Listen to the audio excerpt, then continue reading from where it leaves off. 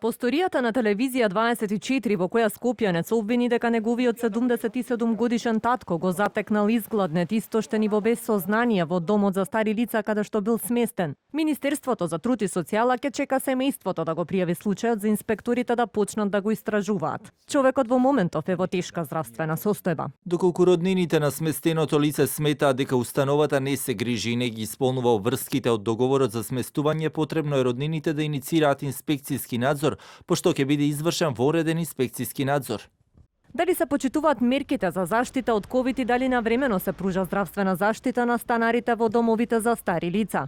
Од Министерството за труд велат, надлежноста е во здравствениот инспекторат. Од таму пак одговараат дека увид во приватните домови за стари лица прави Министерството за труд, додека пак здравствените инспектори постапувале само доколку има представка во делот на санитарните услови. И додека институциите се ја префрлаат надлежноста, скопјанецот кој што ја раскажа голготата низ која минувал тој и неговото семејство пред камерата на телевизија 24 реши да проговори со цел, како што вели, државата да почне да ја контролира работата на овие установи во кои се згрижува најранливата категорија на стари и изнемоштени граѓани. Кога е направена контрола, ја не знам, не можам да добијам информација.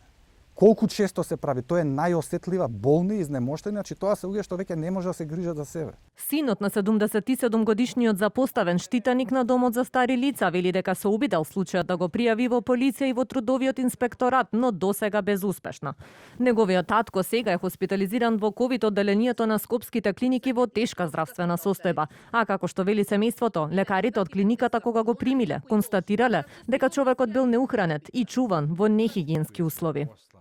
По ова останува прашањето дали и кој ја контролира работата на домовите за стари лица, се грижи ли некој воопшто за една од најранливите категории на граѓани.